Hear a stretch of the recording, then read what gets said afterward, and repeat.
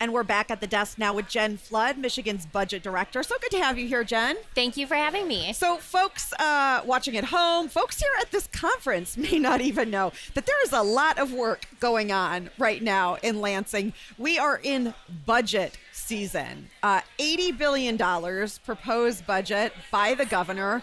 As the budget director, tell us a little bit about what's happening in Lansing vis-a-vis negotiations to get this budget done and on time. Sure thing. I think to a lot of people, the budget is a spreadsheet, but what's really exciting to me about the budget is it's an expression of our values. And so over the past 5 years, we've had an opportunity to invest in our kids, roads and bridges across the state, growing our economy and creating jobs. And so as you mentioned, it's busy season. We're hard at work with the appropriations chairs in the legislature to finalize a budget that continues to build on these investments, and we'll get it done by the end of June. Well, so you talk about, as we all do, budgets being sort of a statement of values and priorities. Verbalize, if you can, not 80 billion different ways, but a few of what you see as the highlights of those statement and values for this administration in this new fiscal year. Sure. One of the things that's most exciting to me in this budget is a new guarantee to Michigan families of a high quality education from pre-K all the way through an associate's degree.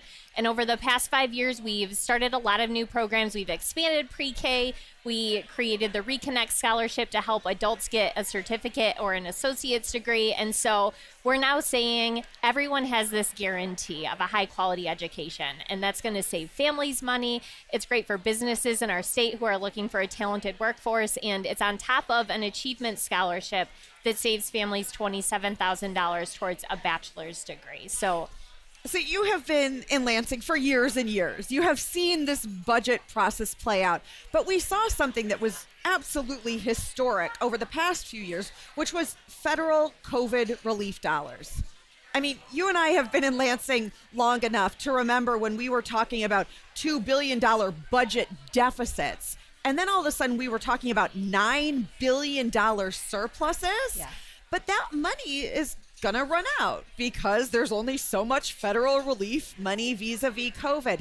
How has that changed the budgeting process, and how are you thinking about that, and what is it going to mean for the state? Yeah. We had an incredible opportunity over the past several years, thanks to President Biden and our congressional delegation, to make transformational investments in our state. We were really strategic and responsible with how we did that. So we had one-time dollars and we invested them in one-time priorities. So whether that was kids, investing in tutoring to get them caught back up after COVID, whether that's fixing roads and bridges throughout the state or maintaining and investing in our state parks, we, like you mentioned, we've spent all of that money, but that's a good thing because we're not going to send a dollar of it back to Washington, D.C., and it's out transforming our state as we speak. So for this year's budget, it is sort of a return to normal, but we have an incredible opportunity to build on the historic investments we've made in schools, in roads and bridges, and lowering costs for families. There was an economic conference, basically, where folks come together in the state and literally figure out how much money the state has. It's called the Consensus Revenue Estimating Conference. And Rachel Eubanks, the treasurer, said, look, this is kind of boring this year. I mean, do you feel like in some respects we're getting back to boring? Well, some might call it boring, but really we're stable. What we heard at the Revenue Estimating Conference is Michigan's economy is strong and stable. Unemployment is down. We've got more people working than we have in several decades. Inflation is cooling. And so we're in a great place to make investments in our state. I'm so curious about your thoughts. So the Chamber came out with a poll this week during the conference that's saying, look, that the economy's doing okay, right? But that actually Michigan voters don't necessarily feel that. They're a little bit more pessimistic about it. Where is that disconnect coming from, do you think? Yeah, it's hard to say. I would have loved to join the focus groups. But what we're focusing on at the state, we continue to see increasing revenues. And that's because at a high level, the economy is performing well. But at the same time, families are feeling the pinch of inflation. And that's not something a governor or state government can fix. But what we're focused on to try to address that is how do we lower costs for families? And so last year, we passed a tax break for working families.